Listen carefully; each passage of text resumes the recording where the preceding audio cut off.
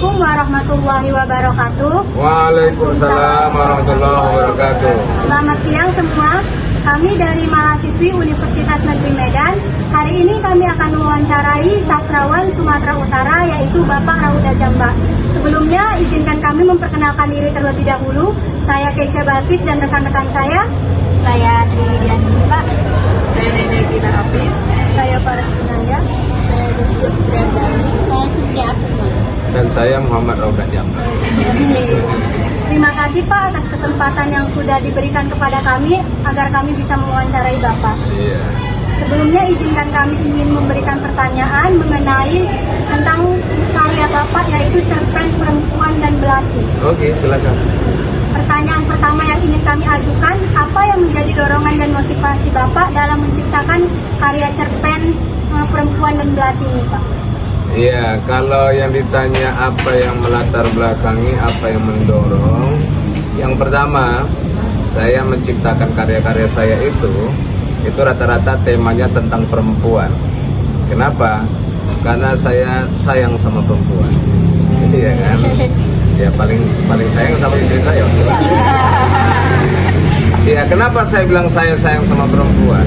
Karena perempuan ini, ya kan, orangnya lugu, orangnya lurus. Dia pikirannya itu sebenarnya nggak niku-niku, nggak macam-macam. Tapi ternyata kena macam-macam. Iya. Contoh misalnya kalau perempuan udah mencintai laki-laki, udah suka sama laki-laki, sebenarnya memang betul-betul suka, dia memang betul-betul cinta. Beda dengan laki-laki. Kalau laki-laki mengatakan cinta sama perempuan, ya belum tentu dia suka. Dia pasti ada kepentingan, ada sesuatu. Nah, itu yang nggak disadari oleh perempuan. Ya kan? Itu nggak disadari perempuan. Perempuan merasa paling kuat. Ya kan? Merasa paling kuat. Laki-laki ngambil posisi paling lemah. Padahal maksudnya biar perempuan itu merasa dia tetap makin kuat gitu kan. Padahal udah ditokohi itu kan. Nah, gitulah kira-kira. Jadi kelemahan perempuan dengan memelas, pasang wajah sedih, pasang wajah duka, pasang wajah apa, itu udah goyang selesai. Makanya itulah latar belakang saya, kadang-kadang karya saya itu lebih banyak tentang perempuan. Artinya pas sayang saya sama perempuan, tapi perempuan kok nggak sayang dan tidak sadar dengan kenaifannya itu. Nah, ya kan, nggak sadar dengan diri sendiri. Jadi kadang-kadang perasaannya aja yang main, ya kan, logikanya nggak jalan. Nah, itu dia latar belakangnya. Lanjut ya Pak, untuk pertanyaan selanjutnya, seperti yang kita ketahui nih, bahwa dalam cerpen yang Bapak buat itu gaya bahasa yang Bapak gunakan itu sangat relevan terhadap kehidupan masa kini. Kalau boleh kami tahu Pak, bagaimana gaya bahasa yang dominan dalam cerpen Perempuan dan Belati ini Pak? Dan bagaimana sih pengaruh gaya bahasa ini terhadap suasana yang akan dirasakan oleh pembaca?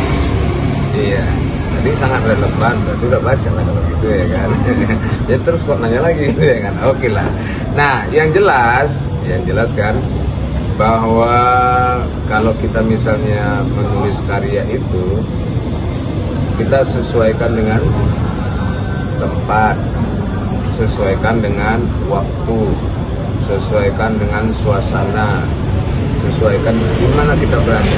Kalau kita berada di Medan, pakailah gaya bahasa Medan. Dialog Medan gitu ya Pak. Iya, dialek Medan, kata-kata Medan, istilah-istilah Medan. Jangan pakai istilah Jakarta. Kita di Medan tapi pakai istilah Jakarta, nggak nyambung.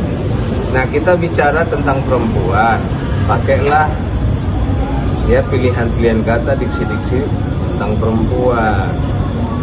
Yang kita pakai diksi-diksi yang lain, ya susah. Kita orang Indonesia, orang Ketimuran, pakailah diksi-diksi majas-majas Ketimuran. Jangan majas-majas ke barat-baratan gitu kan. Nah, yang namanya majas itu kan kalau kita bilang gaya bahasa, itu kan ada majas perbandingan, ada majas pertentangan, ada majas pesona kita Ya, sih, itu besarnya majas perbandingan itu misalnya salah satunya personifikasi yang membandingkan benda yang satu dengan benda yang lain atau membandingkan benda yang bukan manusia seolah-olah bertindak seperti manusia. Itu personifikasi person. Nah, ada majas pertentangan. Pertentangan itu yang disampaikan lain, kenyataannya lain. Contoh yang kemarin saya bilang, wangi kali kau mau muntah kunciumnya, ya kan? Wangi kok mau muntah, cantik kali tulisanmu, payah membacanya. Itu bertentangan, ya kan? Nah, bertentangan. Ada lagi majas pertautan. Ya, majas pertautan itu kalau kita bilang, ya disesuaikan dia. Aku merasa sunyi di tengah-tengah keramaian ini misalnya. Itu masuk pertentangan juga sebenarnya, ya kan? Jadi ada majas perbandingan, ada majas pertentangan, ada majas pertautan. Tapi yang paling sering digunakan itu majas perbandingan. Makanya di perempuan dan belati itu kita sesuaikan dengan itu. Satu tentang keperempuanan, kita berada di Sumatera Utara, terus ada yang ada di sini, dan lebih banyak dia perbandingan-perbandingan, biar sadar orang gitu kan. Pertentangan-pertentangan biar sadar orang gitu kan. Nah itu dia. Itulah dia majas atau gaya bahasa. Kalau kita bilang metafora, gimana dia membandingkannya metafora itu? Kenapa ada raja siang, tidak ada ratu siang? Kenapa disebut raja siang tapi tidak disebut ratu siang? Nah coba, kenapa disebut raja siang tapi nggak ratu siang? Nggak sampai kepikiran situ kan? Nah, makanya harus pikirkan. Apalagi kalau sebagai orang sastra kok raja siang dibuat, nggak ratu siang. Nah, raja siang biasanya yang namanya raja itu kan satu-satunya dan paling berkuasa. Nah, kalau di siang yang satu-satunya paling berkuasa apa? Matahari. Nah, kenapa disebut matahari itu raja tidak disebut ratu? karena cuma satu-satu. Iya, ratu kan satu juga. Ratu kan berkuasa juga. Kenapa nggak disebut ratu? Kenapa disebut raja? Nah, sifatnya tadi, kalau matahari itu kan, apa itu? Matahari itu kan panas, garang. Panas dan garang ini kan identik dengan laki-laki. Maka disebut raja siang. Nah, kenapa bulan disebut putri malam? Nggak disebut dia putra malam. Karena lembut. Nah, ya bulan itu kan cantik. Nah, jadi identik dengan perempuan. Terus kenapa nggak bintang? Ya kan? Kenapa kok di bulan? Gitu kan? Karena biasanya juga satu-satunya. Iya, bintang kan banyak gitu lah kira-kira kan gitu kan. Jadi kenapa kok putri nggak ratu malam juga tapi putri malam? Kan gitu kan? Karena dia kan lembut, menyejukkan, menyenangkan. Nengok putri ini kan menyejukkan, menyenangkan, manis-manis manja gimana gitu ya. Iya. Nah, itulah dia. Jadi itu yang harus kita tengok. Jadi raja siang, putri malam. Nah, itu dia metafora. Kalau dia pakai kata bagaikan, laksana, nah itu udah masuk kepada simile. Ya kan? Ya. Jadi itu yang kalau misalnya laksana, bagaikan, itu adalah simile lah istilahnya. Tapi kalau nggak ada laksana, bagaikan, nah itu berarti udah metafora. Enak nggak memahaminya? Personifikasi, person, manusia. Jadi membandingkan benda mati atau benda yang bukan manusia seolah-olah bertingkah laku seperti manusia. Ini enak. Nah, sinisme, agak kasar, dia sinis. Sarkasme, berarti kasar. Ironi, halus. Gampang ingatnya, tinggal kita mendefinisikan. Oke, ya lanjut, ada lagi. Kan di dalam cerpen ini kan Bapak menggunakan simbol belati nih kan Pak, dalam cerpen itu. Nah, kenapa? Apakah belati itu memiliki latar belakang yang kuat sehingga Bapak memilih belati sebagai simbol dalam cerpen itu? Kan bisa aja pisau atau apa yang lebih tajam. Kenapa harus belati? Nah, kenapa? Iya kan? Nah, makanya kan tadi udah kita pancing tadi. Kenapa kok disebut raja siang? Kenapa nggak ratu malam? Iya kan? Kenapa nggak dipilih buat putri siang atau pangeran siang? Ya kan? Kenapa? Sama juga dengan pertanyaan ini. Kenapa belati? Jadi itulah perempuan. Perempuan itu sangat lembut, sangat perhatian, tapi jangan coba-coba sakiti hati. Ya kan? lebih tajam dari pisau biasanya apa? Lebih tajam dari pisau. Lebih tajam dari pisau dan lebih tajam dari silet. Lebih tajam. Dia sekeras, lebih keras dari pisau, lebih tajam dari pisau. Dia belati. Hah? Iya, pedang itu identik dengan laki-laki. Nah, Belati kan kecil tuh. iya. Dan dia bisa jadi pengikat rambut. Nah, terus tengok apanya itu kan, covernya. Nah, dia kalau diletakkan di tempat yang indah, belati itu jadi indah. Kalau ditempatkan di tempat yang tidak indah, bahaya. Makanya pisau dapur gunanya untuk memotong bahan di dapur, bawang dan segala macam. Kalau udah pakai membunuh, jalannya bisa saja. Itulah belati, dia lebih tajam, lebih keras, lebih tajam dan lebih keras. Jadi perempuan itu lembut, tapi ketika setelah disakiti hatinya, disakiti perasaannya, dia lebih tajam, lebih keras dan lebih sadis.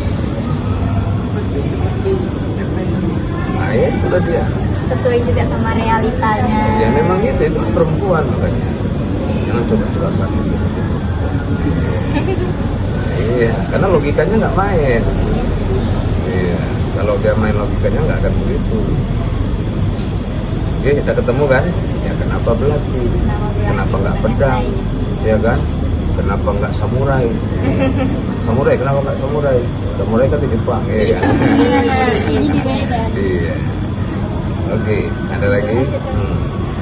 Jenis citraan apa yang Bapak gunakan dalam cerpen perempuan dan belati ini Pak? Kan citraan itu ada citraan visual, ada auditori, dan ada juga kinestetik dan kinestetik, maaf. Dan bagaimana fungsi citraan ini dapat membangun pengalaman pembaca Pak? Jadi kalau yang kita baca nih, wah kayak ada gitu. Ada gambarannya di. Iya, makanya kalau ada kita cerita citraan itu hampir mirip dia dengan deskripsi. Ya, hampir mirip dengan deskripsi. Salah satu citraan itu misalnya kalau tadi citraan gerak, estetik ya kan. Ombak itu berlari-lari di tepi pantai. Itu citraan. Berlari-lari itu kan kalau kita kaitkan ke personifikasi, nah seperti manusia. Ya kan? Nah, seperti manusia, makanya citraan itu mirip dengan personifikasi. Jadi kalau misalnya ada yang bentuknya citraan gerak, citraan auditori, ya kan? Sama dengan misalnya apa? Suaramu menghancurkan kampung. Suaramu menghancurkan sehancur-hancur suara itu, ya kan? Atau misalnya yang apa tadi? Wah, harum betul namanya. Harum betul namanya. Nama kok harum? Nama kok harum? Seharusnya dengar kan? Iya. Nah, berarti itu ada perubahan panca. Nah, itu apa namanya? Nah, seharusnya telinga, kok jadi hidung? Nah, ya kan? Pedas sekali kata-katanya. Kata-kata itu kan telinga, bukan mulut. Kalau tadi harum dari telinga, hidung. Sinestesia. Ya kan? Nah itu dia. Jadi perubahan panca indera itu juga majas, itu juga majas gitu kan. Itu juga gaya bahasa. Nah, ya kan? Wah, makanya dibilang jauh-jauh aja kok dari keluarga pasti kan.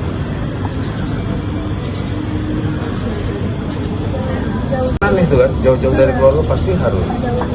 Kenapa kok pasti harum? Nggak ketahuan jeleknya wah. Iya kan? Yang bagusnya aja yang tahu. Nah, tapi itu tadi kan telinga seharusnya. Jadi kok itu gitu. Nah, jadi di situ kekuatan sastra, kemampuan kita mengolah majas, kemampuan kita mengolah gaya bahasa. Ketika gaya bahasanya nggak kena, ya pembaca nggak tertarik membacanya. Makanya kita buat istilahnya itu daya hipnotisnya lewat majas. Kalau dulu istilahnya plastik bahasa. Kenapa namanya bahasa? Iya, karena dia lentur. Ya kan, dia lentur. Makanya apa yang saya bilang kemarin, ketika kita bicara sastra, nah pasanglah mindset pikiran kita, mindset pikiran sastra, jangan mindset pikiran linguistik. Ya kan?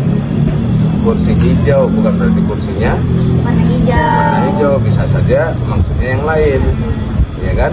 Kursi basah bukan berarti kursinya memang lagi kuyup, bisa aja itu bentuknya jabatan, ya kan?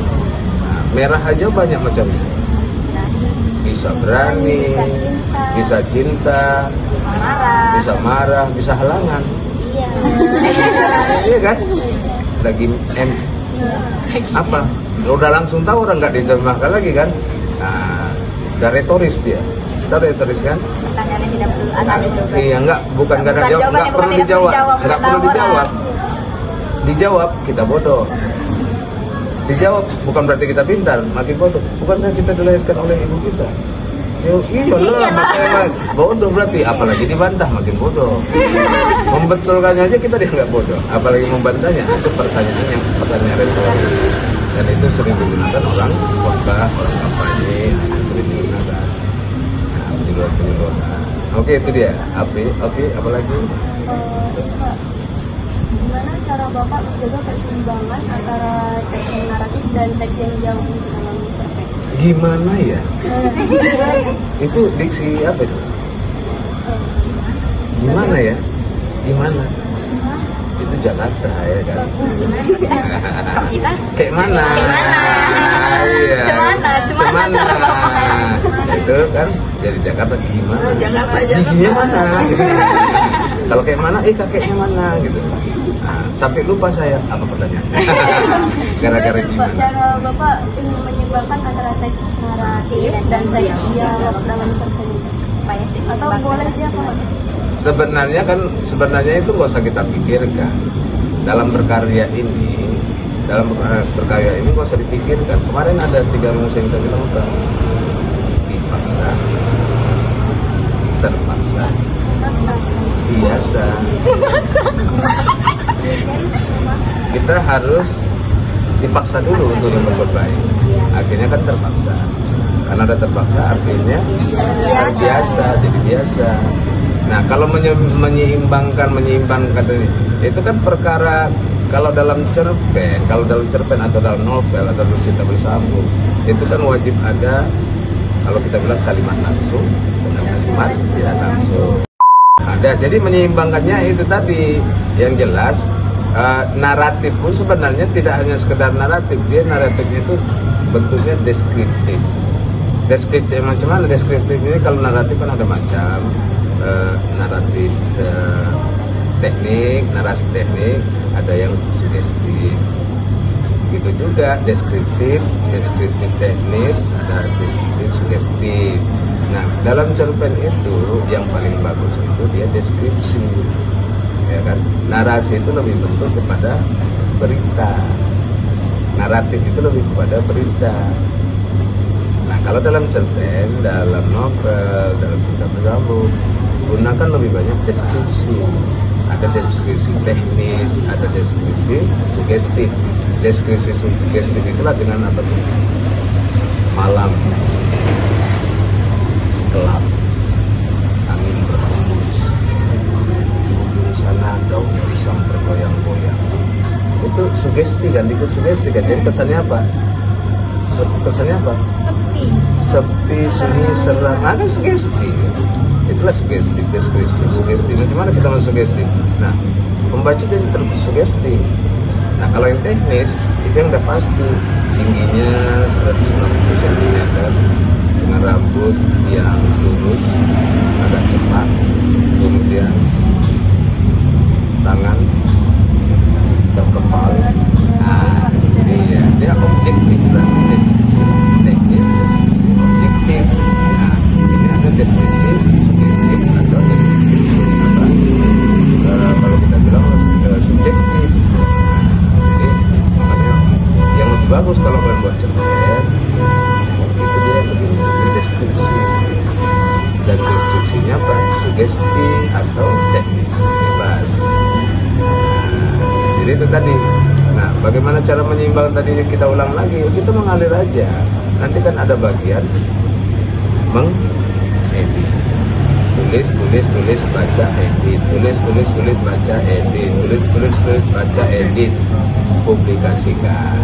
Jadi kalau misalnya ada kalimat laki-laki nggak apa-apa lagi. Nggak apa-apa gitu, cuma kadang-kadang kalau misalnya kalimat langsung itu malah mengganggu, ya nggak usah buat. Iya, kalau malah mengganggu kalimat langsung, kebanyakan kalimat langsung pun dia jadinya jadi ngepop kadang-kadang. Nah, Ngapok tuh gimana mas? ya dia ngepop itu maksudnya kan ada karya sastra, ada karya pop. Bedanya karya sastra dengan karya pop, kalau karya pop itu nggak membutuhkan pemikiran kita gitu. Dia apa yang tertulis aja itu yang kita baca. Itu deskriptif macam mana? Deskriptif ini kalau naratif kan ada macam naratif teknik, narasi teknik, ada yang sugestif. Gitu juga deskriptif teknis, ada deskriptif sugestif.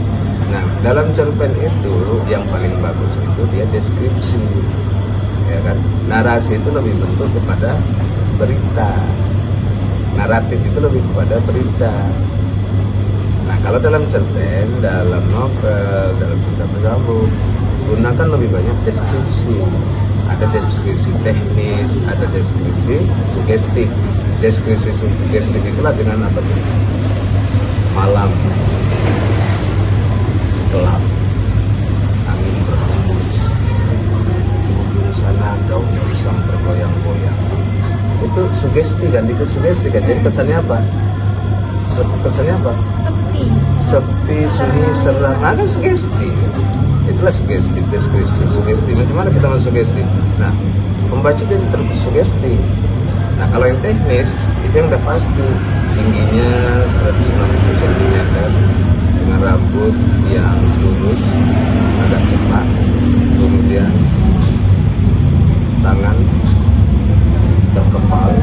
Nah, iya, dia objektif berarti deskripsi teknis, deskripsi objektif. Nah, ini ada deskripsi sugestif atau deskripsi kalau kita bilang subjektif. Jadi makanya yang lebih bagus kalau kalian buat cerpen itu dia lebih memilih deskripsi, dan deskripsinya apa? Sugesti atau teknis bebas. Jadi itu tadi. Nah, bagaimana cara menyimbang tadi kita ulang lagi? Kita mengalir aja. Nanti kan ada bagian mengedit. Tulis baca edit. Tulis baca edit. Tulis baca edit. Publikasikan. Jadi kalau misalnya ada kalimat laki-laki nggak apa-apa lagi. Nggak apa-apa gitu, cuma kadang-kadang kalau misalnya kalimat langsung itu malah mengganggu, ya nggak usah buat. Iya, kalau malah mengganggu kalimat langsung, kebanyakan kalimat langsung pun dia jadinya jadi ngepop kadang-kadang. Nah, Ngapok tuh gimana mas? ya dia ngepop itu maksudnya kan ada karya sastra, ada karya pop. Bedanya karya sastra dengan karya pop, kalau karya pop itu nggak membutuhkan pemikiran kita gitu. Dia apa yang tertulis aja itu yang kita baca. Itu yang paling sering digunakan orang, naratif, narasi.